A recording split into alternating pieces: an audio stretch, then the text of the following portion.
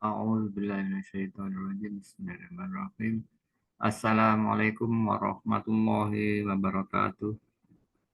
Alhamdulillahirabbil alamin. Asyhadu an la ilaha illallah wa asyhadu anna Muhammadan abduhu wa rasuluh. Sallallahu alaihi wasallam wa ala alihi wa ashabihi amma ba'du. Alhamdulillah, pada kesempatan kali ini saya ingin menyampaikan narasi yang sekarang ini lagi viral, polemik perseteruan pengakuan Habib Habaib oleh sekelompok orang, kelompok oknum,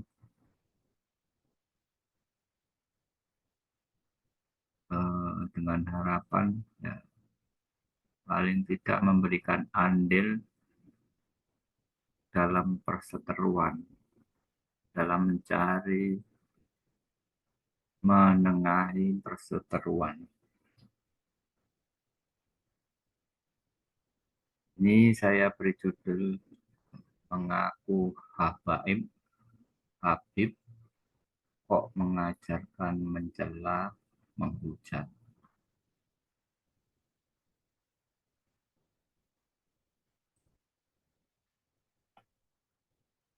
Jadi sekarang ini fenomena viral saling menghujat, saling mencela, saling melaknat, perseteruan kelompok-kelompok Islam makin membahayakan persatuan dan kesatuan bangsa. Maka saya juga mohon izin untuk ikut nimbrung dalam mengambil sikap hujah, berusaha mengikuti tuntunan Rasulullah Sallallahu Alaihi Wasallam. Saya tidak tinggal diam dan berharap untuk bisa memberikan andil di tengah-tengah polemik untuk sesama Islam, saling mengingatkan, saling mendamaikan kelompok-kelompok yang berseteru bercekcok. Hentikan perseteruan dengan mempertimbangkan kemaslahatan umat. Untuk kemaslahatan persatuan bangsa dan negara, untuk NKRI. Ayo monggo kita review, kita kaji sedikit mungkin syariat dari Al-Quran dan Al-Hadisnya. Intinya ya ikut membela hujah Allah SWT, membela tuntunan Nabi Muhammad Sallallahu Alaihi Wasallam. Ini ada dalil dari Ibnu Majah 3998. Bab amar ma'ruf nahi mungkar. Rasulullah Sallallahu Alaihi Wasallam bersabda, janganlah salah satu seorang mencela dirinya sendiri. Mereka kemudian bertanya, wahai Rasulullah, bagaimana seorang itu mencela dirinya sendiri? Beliau menjawab, dia melihat perkara Allah diperbincangkan, lalu dia tidak mengatakan pembelaan, tidak melakukan pembelaan kepadanya atau kepada yang diperbincangkan. Maka Allah Azza wa Jalla akan berkata kepadanya kelak di hari kiamat, di akhirat. Apa yang mencegahmu untuk mengatakan begini dan begitu? Apakah kamu takut mengatakan begini dan begitu? Lalu ia menjawab, saya takut terhadap manusia. Maka ditegur atau dimarahi oleh Allah. Allah pun berfirman, akulah yang lebih berhak untuk kamu takuti. Hadis riwayat Ibnu Majah 3998. Jadi takut kepada Allah, maka bila ada perkara-perkara yang menyimpang, kamu tahu, nah maka ikutlah mengatakan atau memberikan saran, memberikan masukan, atau mengingatkan Fadzakir fa inna dzikra tanfa'ul mu'minin. Peringatan itu, peringatkanlah, maka peringatan itu manfaat untuk muslimin.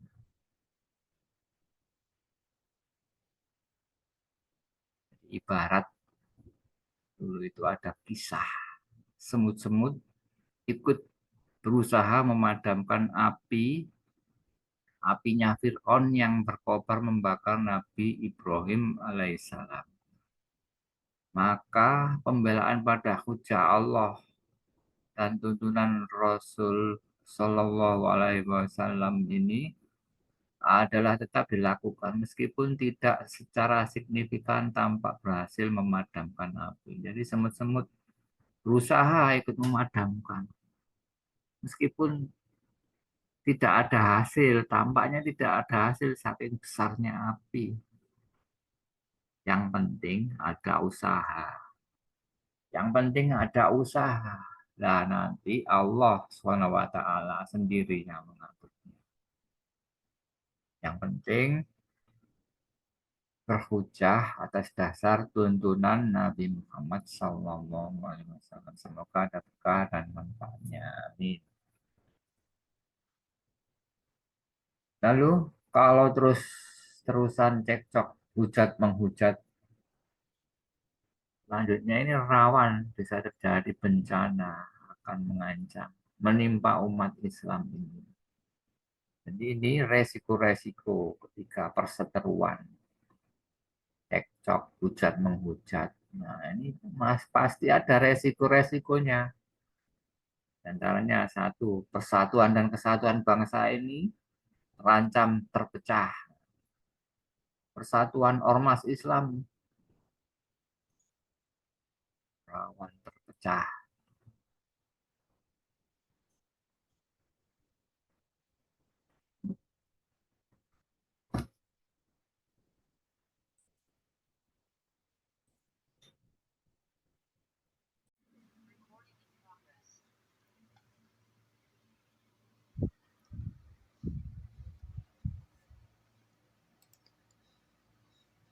Jadi kalau terus-terusan cekcok, hujat menghujat, ini adalah rawan bisa menjadi penyebab bencana. Bencana akan mengancam, menimpa umat Islam.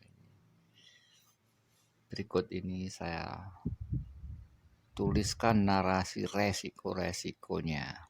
Resiko-resiko. Satu, persatuan dan kesatuan bangsa ini akan terpecah. Persatuan ormas Islam terpecah belah. Rawan kericuhan, perseteruan, keributan antar ormas Islam. Negara tidak stabil. Dua, mudah dikuasai oleh pihak-pihak yang ingin memecah belah bangsa. Memecah belah umat Islam Nusantara mudah dikuasai oleh Wahabi, Salafi, Takfiri. Tentu dengan perpecahan, dengan adanya rawan perpecahan ini pasti ada yang akan memancing di air keruh untuk mencari ikan di air keruh. Barangnya ya nanti orang yang punya politik ingin menguasai bangsa ini akan keplok gembira, keplok ayo teruskan perseteruan, ayo sampai ketika lemah. Nah, kita lemah mudah dikuasai.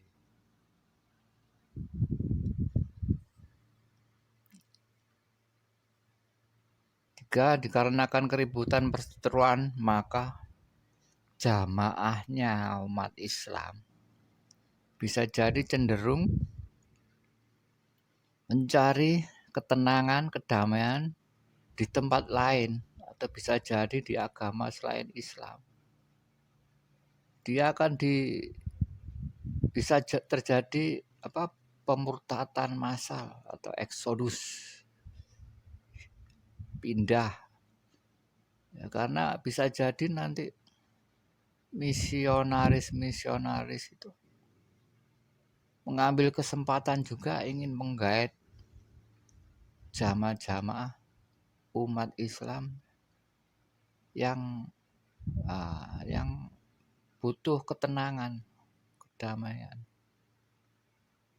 Dan juga dikarenakan peramutan terhadap jamaahnya terbengkalai karena disibukkan oleh pertikaian, perseteruan pertikaian. Nah, ingat sejarah Islam di Andalusia, Cordoba. Islam itu runtuh bukan karena musuhnya kuat atau Islam itu lemah. Tidak, tapi karena hawa nafsunya. Waktu itu pemimpin-pemimpinnya yang serakah, yang ingin berkuasa masing-masing, ingin adanya perseteruan, pemberontakan menjadi taifah kecil atau toaib kecil. Maka mudah dikalahkan oleh Yahudi Nasrani, mudah dikalahkan, bahkan dikalahkan oleh konon Ratu Isabel yang namanya ratu perempuan, ya kan, ya naif sekali, konyol sekali. Islam mudah dikalahkan, yaitu karena pemimpin-pemimpinnya senang dunia, senang jabatan dunia, diiming-iming kedudukan dan harta itu mudah, terpengaruh dunia dan harta dan kedudukan, maka ya mudah dikalahkan. Nah, itulah sejarah Islam di sana, di Andalusia, Cordoba, mudah dikalahkan oleh orang atau bangsa Yahudi Nasrani di sana. Ini pelajaran penting. Nah, monggo dihayati, dipahami, supaya tidak terjadi di sini, di bangsa yang kita cintai, bangsa Indonesia. Rumus baku. Nah, ini saya berikan rumus baku terkait narasi saya ini. Ya, rumus baku lah. Ya, ini bukan acuan, tapi ini adalah semacam narasi pribadi saya. Ya, Islam itu adalah untuk maslahat, rahmatan lil alamin, untuk budi pekerti yang luhur akhlak kepada Allah SWT dan luhur akhlak sesama manusia. Rumus baku akhlakul karimah Nabi Muhammad SAW adalah menyampaikan tuntunan syariat-syariat dari Allah SWT kepada umat manusia. Lalu diteruskan oleh penyampai agama yang terdiri dari para ulama dan keturunannya, keturunan beliau, disebut ya habaib atau habib atau sayyid atau syarif. Nah, ketika penyampai agama Islam tersebut menyerukan tidak dengan pedomannya Nabi Muhammad SAW, maka dia berarti menyeru dengan seruan jahiliyah, ya, karena tidak menggunakan pedoman yang sudah disampaikan atau diajarkan oleh Nabi Muhammad SAW, maka itu disebut seruan atau ajakan jahiliyah, seruan yang mengajak ke dalam neraka jahanam. Berarti ini penyampai agama palsu, ustadz palsu, atau habib-habib palsu. Berikut saya sampaikan narasi tabel narasi penilaian Habib asli atau palsu. Jadi poin 1, tabel kolom pertama Habib, tabel kolom kedua Ustadz. Jadi keturunan Nabi, oke ya. Kalau kolom Habib, nah kalau Habib asli ada pengakuan keturunan.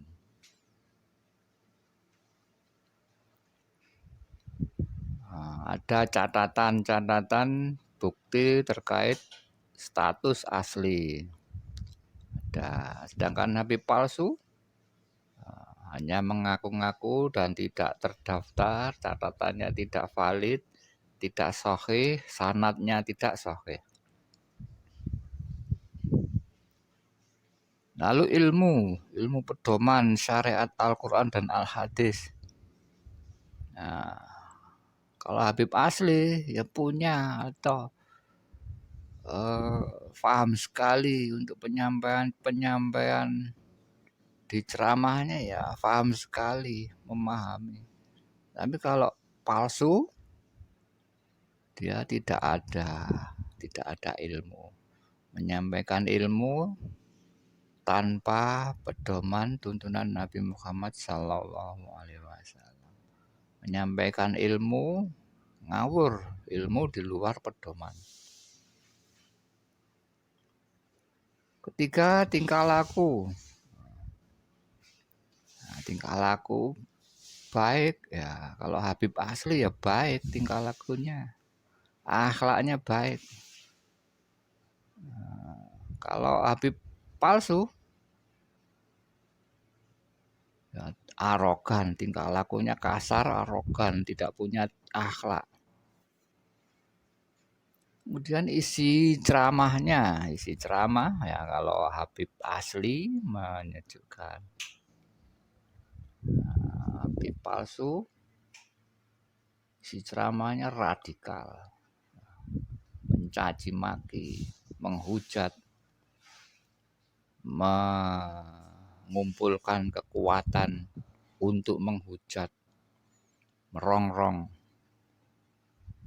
menghasut untuk menghujat pemerintah. Wes kena bisa diamati, bisa dinilai yang asli dan yang palsu. Dan juga termasuk ustadz asli ya, dia punya ilmu, tingkah laku baik, isi ceramahnya menyejukkan. Lah kalau ustadz palsu nah, tidak ada ilmu atau ilmunya minim, tingkah lakunya arogan, kasar. Selanjutnya para muslim, ini saya siapkan ilmiah, karya ilmiah, kriteria penilaian Habib asli atau palsu. Ini adalah dengan harapan kita itu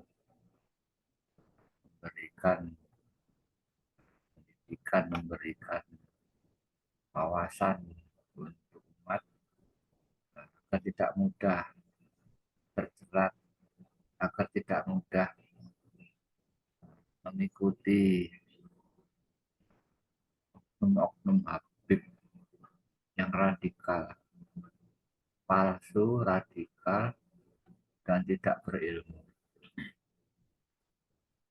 Harapannya ya nanti ada saya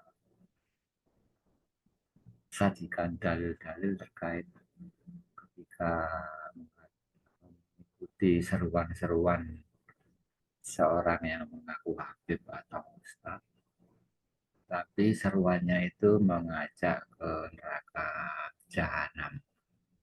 Nah, itu bahayanya. Balik ke tabel ini, pada kolom pertama Habib, keterangan poin nomor 1, dia adalah keturunan Nabi. Nah, oke.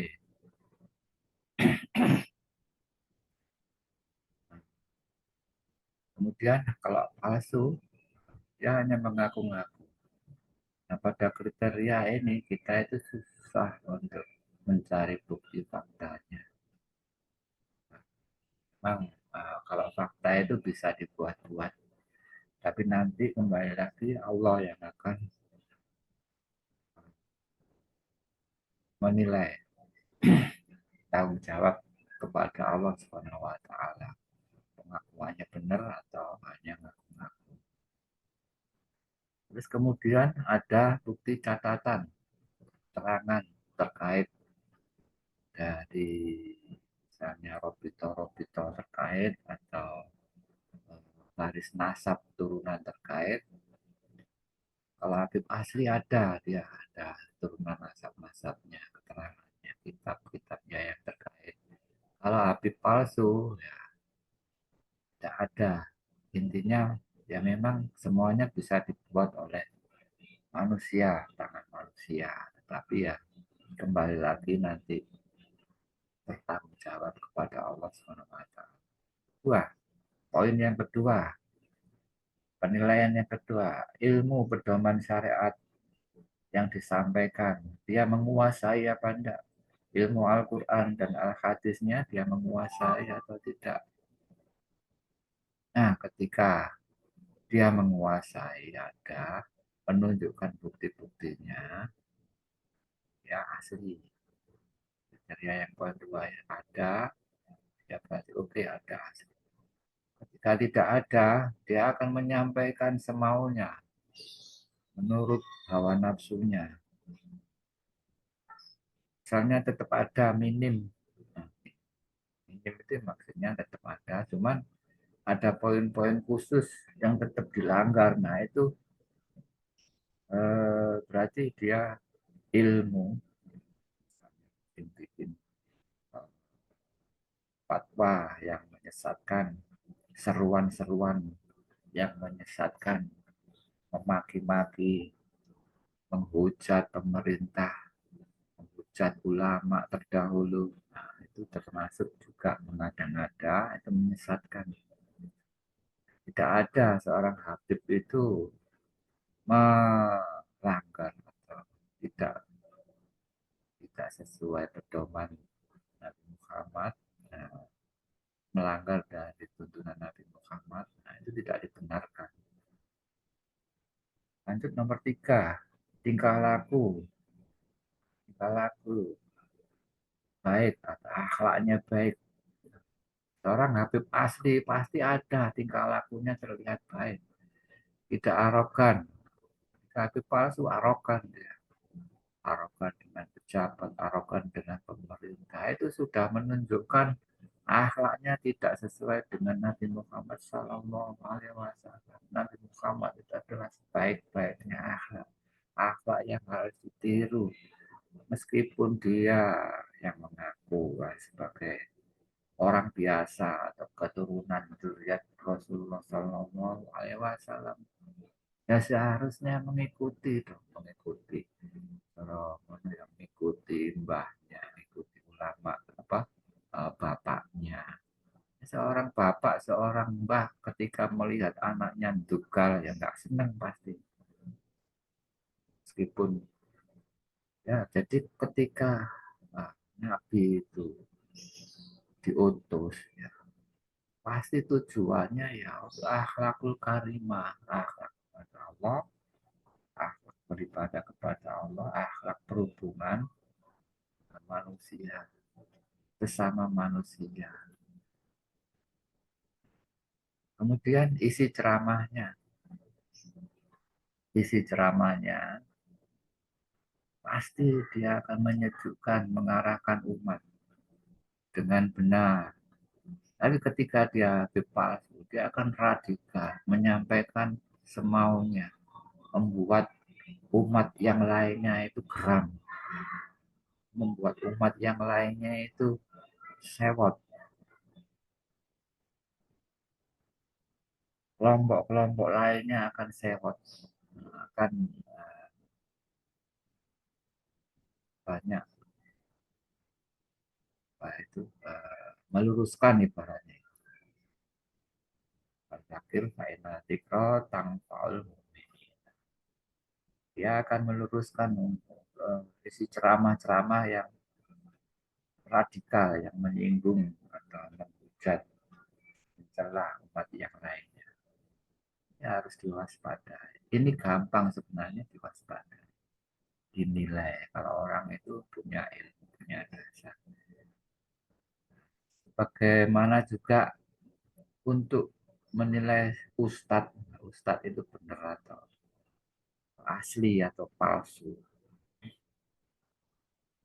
Gampang.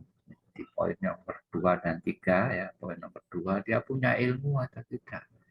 Ilmunya disampaikan, dalil-dalilnya, dasarnya, kisah-kisah terdahulu, sejarah-sejarah para sahabat Nabi Muhammad Shallallahu Alaihi Wasallam dan para sahabatnya.